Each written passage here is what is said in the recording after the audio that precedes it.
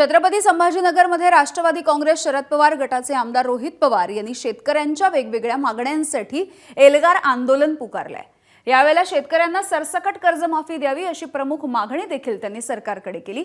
दरम्यान उद्या मुंबईमध्ये चर्चेसाठी बोलावलं असून जर निर्णय नीट झाला नाही तर पुढे विदर्भामध्ये मोठं आंदोलन करण्याचा इशारा देखील रोहित पवारांनी दिला।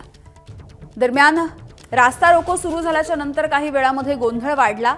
महिला पोलीस अधिकाऱ्यांनी राष्ट्रवादीच्या खासदार सुप्रिया सुळेंना बळजबरीने ओढून पोलिसांच्या व्हॅनमध्ये बसवलं आणि ताब्यात घेतलं।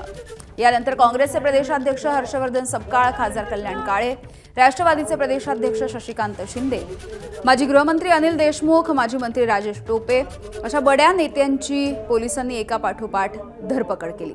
मात्र नेत्यांना ताब्यात घेतल्यानंतरही रोहित पवार हे आंदोलनावरती ठाम राहिले।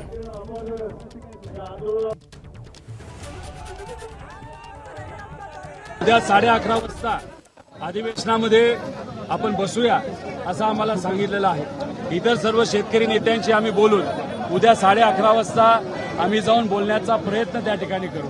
काय करतात, काय बघतात ते आपण बघू। आमच्याकडे पर्याय एकच आहे, लोकांसाठी, गरिबांसाठी रस्त्यावर येऊन लढायचं। उद्या वर्कआउट झालं नाही तर पुढे काय? पुढे विदर्भामध्ये मोठं आंदोलन हे आम्ही तिथं करणार आहोत। आम्ही कुठेही थांबवलेलं नाही, आम्ही स्थगिती दिलेली आहे।